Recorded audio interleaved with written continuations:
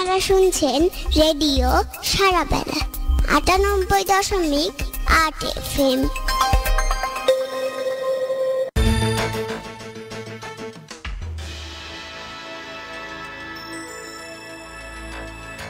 আজ শনিবার 13 অগ্রহায়ণ 1427 বঙ্গাব্দ, 28 নভেম্বর 2020 খ্রিস্টাব্দ এবং 12 রবিউল স্থানে 1442 শুনছেন ও দেখছেন রেডিও সারাবেলা 98.8 FM।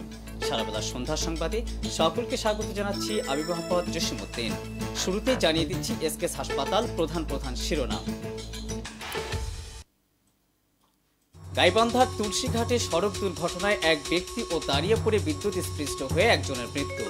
দেশে করোনায় একদিনের ব্যবধানে 36 জনের মৃত্যু, নতুন শনাক্ত 1908 জন। গাইবান্ধায় নতুন শনাক্ত 5 জন। রংপুর চিনিকল সহ সকল চিনিকল রক্ষার দাবিতে মহিমাগঞ্জে ও জেলা শিল্পকলা একাডেমি গণতন্ত্রে অগণতান্ত্রিক ধারা যুক্ত করার প্রতিবাদে গাইবান্ধায় মানববন্ধন কর্মসূচি পালন। দেশের 12টি ক্যাডেট কলেজের ভর্তি বিজ্ঞপ্তি প্রকাশ, শিক্ষার্থীরা আবেদন করতে পারবেন 2021 সালের 10 জানুয়ারি পর্যন্ত। এবং বঙ্গবন্ধু টি-20 কাপে ফরচুন বরিশালের প্রতিপক্ষ মিনিস্টার গ্রুপ রাজশাহী, দ্বিতীয় প্রস্তুতি ম্যাচে মাঠে নামবে বাংলাদেশ। শুনছিলেন শিরোনাম। এই সংবাদটি 98.8 FM সম্প্রচারের পাশাপাশি সরাসরি প্রচারিত হচ্ছে www.radiosarabla.fm এবং রেডিও সারাবলা অ্যাপ থেকে। এছাড়া দেখতে পাচ্ছেন আমাদের একমাত্র অফিসিয়াল ফেসবুক পেজ ও ইউটিউব চ্যানেল রেডিও সারাবলা 98.8 FM। গাইবান্ধার তুলসীঘাটের বুড়ির ঘর এলাকায় সড়ক দুর্ঘটনায় একজনের মৃত্যু হয়েছে। এ ঘটনায় আহত হয়েছেন আরও 6 জন। আজ বেলা 11টার দিকে গাইবান্ধা থেকে পলাশবাড়ি গ্রামে পিকআপ ভ্যান ওই স্থানে পৌঁছলে অপর দিক থেকে আসা অটোরিকশাকে ধাক্কা দেয়।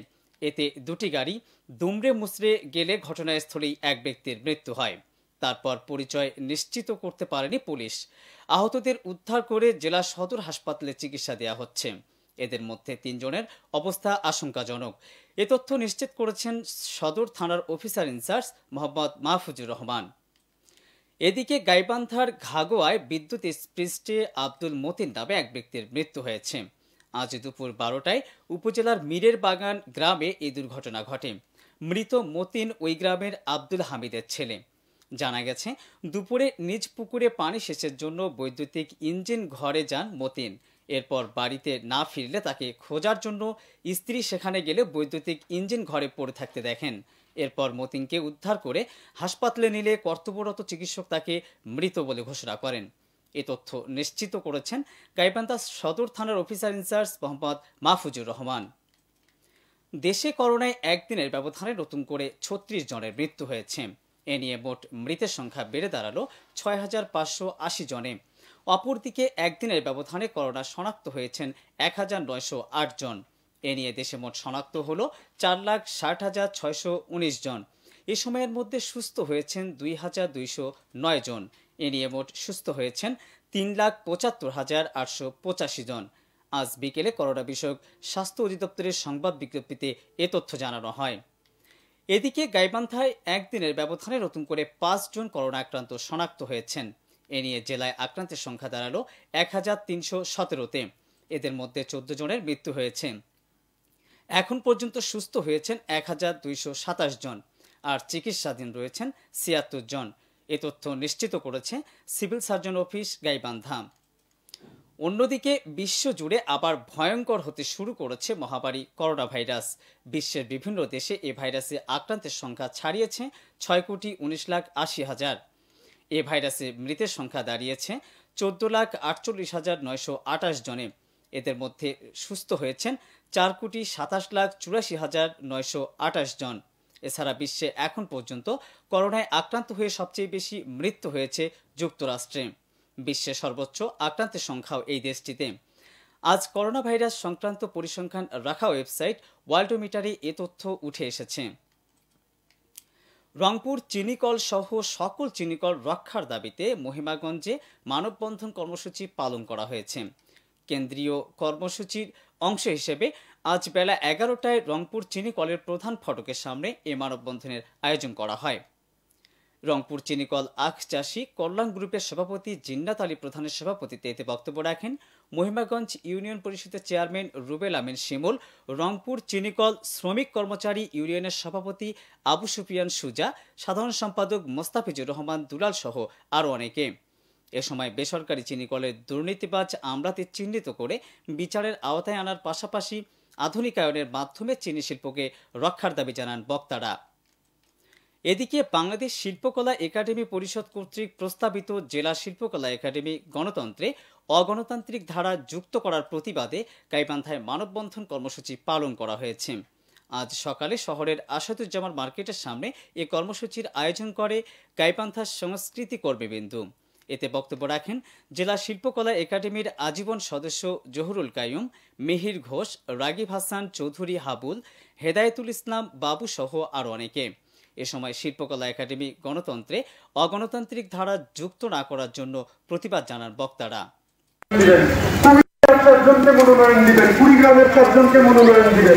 আমরা বুঝি না কেন এই আমলাতান্ত্রিকতা এবং অগণতান্ত্রিক অধিকার সবকিছু ঢাকার থেকে নিয়ন্ত্রণ করার যে চেষ্টা সেটি করা হচ্ছে।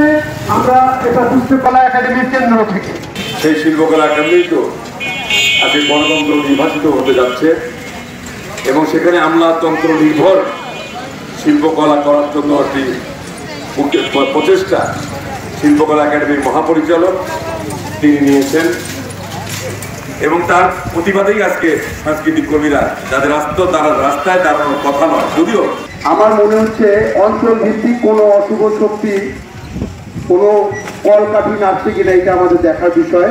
সুস্থ ধারার যে সংস্কৃতির চর্চা সেটাকে যতটা না ক্ষতিগ্রস্ত করা হয়েছে, আবারও যে সিদ্ধান্ত আরোপ করা হচ্ছে এই সিদ্ধান্ত আরোপ করবার মধ্য দিয়ে আমাদের শিল্পী, সাহিত্যিক, কবি, লেখক এবং যারা গানের সাথে যুক্ত, সাংস্কৃতিক বিভিন্ন কর্মকাণ্ডের সাথে যুক্ত তাদেরকে আবারও ধ্বংস করবার একটা ষড়যন্ত্র। এই ষড়যন্ত্র বাংলাদেশ সেনাবাহিনী পরিচালিত দেশের 12টি ক্যাডেট কলেজের ভর্তি বিজ্ঞপ্তি প্রকাশ করেছে। আগামী বছরের 7ম শ্রেণীতে শিক্ষার্থী ভর্তির জন্য এই বিজ্ঞপ্তি প্রকাশ করা হয়েছে। এ কার্যক্রম চলবে 2021 সালের 10 জানুয়ারি পর্যন্ত। ওই দিন বিকেল 5টার মধ্যে অনলাইনে আবেদন ফর্ম পূরণ করতে হবে শিক্ষার্থীদের। বিজ্ঞপ্তি অনুযায়ী আগামী 29 জানুয়ারি সকাল 9টা থেকে দুপুর 12টা পর্যন্ত লিখিত পরীক্ষা অনুষ্ঠিত হবে। এ পরীক্ষার ফল প্রকাশের সময় স্বাস্থ্য পরীক্ষার তারিখ, সময় ও স্থান ওয়েবসাইটে প্রকাশ করা হবে। এবার খেলার প্রসঙ্গ।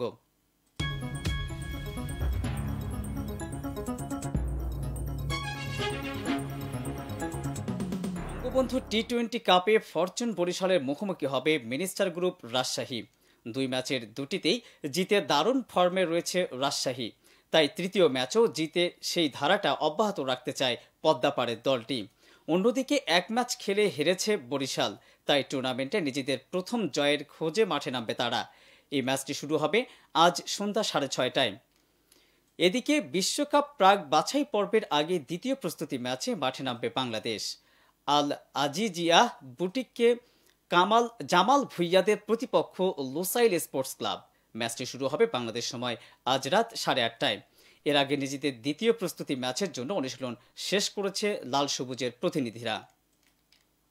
এখনকার মতো সংবাদ এ পর্যন্তই। শেষ করার আগে এসকেএস হাসপাতাল প্রধান শিরোনামগুলো জানিয়ে দিচ্ছি আরও একবার। গাইবান্ধার তুলসীঘাটে সড়ক দুর্ঘটনায় এক ব্যক্তি ও দাঁড়িয়াপুরে বিদ্যুৎস্পৃষ্ট হয়ে একজনের মৃত্যু। দেশে করোনায় একদিনের ব্যবধানে 36 জনের মৃত্যু, নতুন শনাক্ত 1908 জন, গাইবান্ধায় নতুন শনাক্ত 5 জন। রংপুর চিনিকল সহ সকল চিনিকল রক্ষার দাবিতে মহিমাগঞ্জে ও জেলা শিল্পকলা একাডেমির গণতন্ত্রে অগণতান্ত্রিক ধারা যুক্ত করার প্রতিবাদে গাইবান্ধায় মানববন্ধন কর্মসূচি পালন। দেশের 12টি ক্যাডেট কলেজের ভর্তি বিজ্ঞপ্তি প্রকাশ, শিক্ষার্থীরা আবেদন করতে পারবেন 2021 সালের 10 জানুয়ারি পর্যন্ত। এবং বঙ্গবন্ধু টি-20 কাপে ফরচুন বরিশালের প্রতিপক্ষ মিনিস্টার গ্রুপ রাজশাহী। দ্বিতীয় প্রস্তুতি ম্যাচে মাঠে নামবে বাংলাদেশ। এতক্ষণ সাথে থাকার জন্য সকলকে ধন্যবাদ। রেডিও সারাবেলার সম্প্রচারের জন্য আপনার এলাকার যে কোনো সংবাদযোগ্য তথ্য জানান আমাদের এই ইমেইলে newsarabela@gmail.com। বিশ্বের যে কোনো প্রান্ত থেকে রেডিও সারাবেলা শুনতে ভিজিট করুন www.radiosarabela.fm। স্মার্টফোনে আরও সহজে রেডিও সারাবেলা শুনতে গুগল প্লে স্টোর থেকে ডাউনলোড করুন রেডিও সারাবেলা অ্যাপ।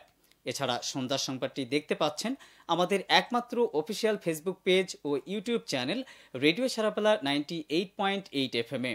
আমাদের পরবর্তী সংবাদ প্রচারিত হবে রাত 9:45 সকলকে শোনার আমন্ত্রণ জানিয়ে এখনকার মতো বিদায় নিচ্ছি। আমি মোহাম্মদ জসিমউদ্দিন। আল্লাহ হাফেজ।